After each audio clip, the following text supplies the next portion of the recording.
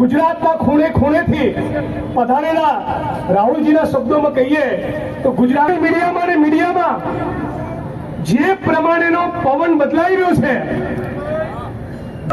2027ની ચૂંટણી અને પૂર્વે કોર્પોરેશન અને તાલુકા જિલ્લા પંચાયતમાં કમર કસી નાખીએ તો પવન એ આંધીમાં બદલાવાનો છે, આંધીમાં.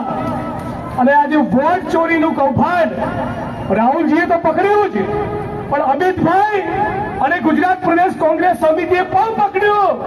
અને કોના ઇલાકામાં પકડ્યું? પેલા બુટલેગરના ઇલાકામાં.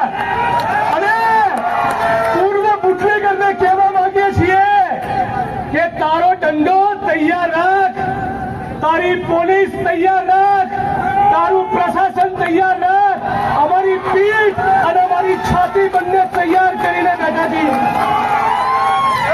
અને ગુજરાત કોંગ્રેસના બબ્બર શેરો ખૂણે ખૂણે ચેકિંગ કરશે. ગઈ ચૂંટણીમાં, એની પહેલાની ચૂંટણીમાં, ક્યાંય પહેલાની ચૂંટણીમાં ખોટું થયું હોય તમામ હિસાબ કિતાબ આ છડે ચોક અમદાવાદ અને ગુજરાતના મેદાનમાં છડે ચોક હિસાબ કિતાબ થવાનો છે.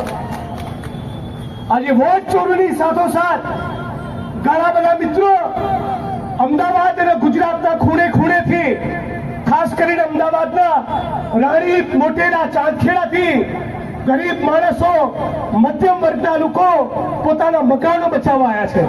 તો વોટ ચોરીના મુદ્દે તો સમગ્ર ગુજરાતની જનતા માટે, કોંગ્રેસ પરિવાર માટે લડવાની ખાતરી આપીએ છીએ, પણ એક ગરીબ માણસને વચન આપીએ છીએ 27માં કોંગ્રેસની સરકાર બને, કોર્પોરેશનમાં કોંગ્રેસનો વિજય થાય.